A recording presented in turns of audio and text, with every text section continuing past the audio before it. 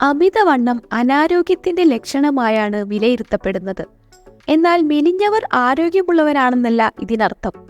മെലിഞ്ഞിരിക്കുന്നതുകൊണ്ട് ആരോഗ്യകരമായ ശീലങ്ങൾ ഒഴിവാക്കിക്കളയാം എന്ന് കരുതേണ്ട. നിങ്ങൾക്ക് ഒരുപക്ഷെ ആവശ്യത്തിനനുസരിച്ചുള്ള ബോഡി മാസ് ഇൻഡെക്സ് ഒക്കെ ആയിരിക്കാം. ബോഡി മാസ് ഇൻഡെക്സ് കൊണ്ട് ശരീരത്തിലെ കൊഴുപ്പിന്റെ അളവ് പൂർണ്ണമായി മനസ്സിലാക്കാനാവില്ല. വ്യക്തികളുടെ ഉയരവും ഭാരവും അനുസരിച്ച് ശരീരത്തിലെ കൊഴുപ്പിന്റെ ഏകദേശ അളവ് കണക്കാക്കാൻ പറ്റുന്ന ഒരു എളുപ്പവഴി മാത്രമാണ് ബോഡി മാസ് ഇൻഡെക്സ്. മോശം ഭക്ഷണങ്ങൾ കഴിക്കുകയും വ്യായാമം ചെയ്യാതിരിക്കുകയും ചെയ്തിട്ടും മെലിഞ്ഞിരിക്കുന്നതിനാൽ ജീവിതശൈലിയിൽ നിയന്ത്രണങ്ങൾ ആവശ്യമില്ല എന്ന് കരുതുന്നവരുണ്ട്.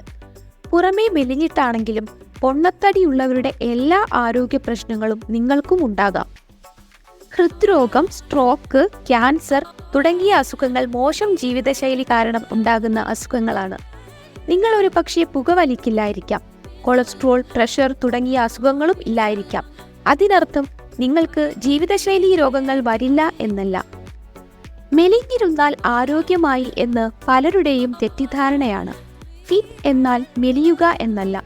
ദിവസവും ജങ്ക് ഫുഡ് കഴിച്ചിട്ടും ഭാരം കൂടാത്ത കൂട്ടുകാരോട് അസൂയപ്പെടേണ്ട. അവരുടെ കൊഴുപ്പ് ഒരുപക്ഷെ ആന്തരിക അവയവങ്ങൾക്ക് ചുറ്റുമായിരിക്കും അടിഞ്ഞുകൂടുന്നത്. ഇത് ഏറെ അപകടകരമായ അവസ്ഥയാണ്. ഭക്ഷണം നിയന്ത്രിച്ച് വ്യായാമം ചെയ്യാതെ ഭാരം നിയന്ത്രിക്കുന്നവരിലും ഈ അവസ്ഥയുണ്ടാകാൻ സാധ്യതയുണ്ട്. ഇത്തരത്തിൽ നിയന്ത്രണങ്ങളില്ലാതെ ജീവിക്കുന്നവർ മെലിഞ്ഞിരിക്കുന്നത് കൊണ്ട് തങ്ങൾ ആരോഗ്യമുള്ളവരാണെന്ന് അഭിമാനിക്കേണ്ട കാര്യമില്ല. പുറമേ മെലിഞ്ഞിരിക്കുമെങ്കിലും ആന്തരികമായി കൊഴുപ്പ് അടിഞ്ഞുകൂടുന്നത് ഹാനികരമാണ്. ഇത്തരക്കാരിൽ ഭാരമുള്ളവരെക്കാൾ ടൈപ്പ് 2 പ്രമേഹം വരാനുള്ള സാധ്യത കൂടുതലാണ്. ഇങ്ങനെയുള്ളവർ കൂടുതൽ അലസരുമായിരിക്കും. മെലിഞ്ഞവരിൽ മെറ്റബോളിസം കുറവായിരിക്കും. അതായത് കഴിക്കുന്ന ഭക്ഷണങ്ങളിൽ നിന്നുള്ള പോഷകങ്ങളുടെ ആഗിരണം കുറവായിരിക്കും. ഇത് നിരവധി ജീവിതശൈലി രോഗങ്ങളിലേക്ക് നയിക്കുന്ന കാരണമാണ്. ആരോഗ്യകരമായ ജീവിതശൈലി അല്ല എങ്കിൽ മെലിഞ്ഞിരിക്കുന്നത് തടിയുള്ളതിനേക്കാൾ അപകടകരമാണ്. മറഞ്ഞിരിക്കുന്ന ജീവിതശൈലി രോഗങ്ങൾ നമ്മൾ അറിയാതെ പോകും. തടിക്കാനും മെലിയാനും ശ്രമിക്കാതെ ആരോഗ്യമുള്ളവരാകാനാണ് ശ്രമിക്കേണ്ടത്.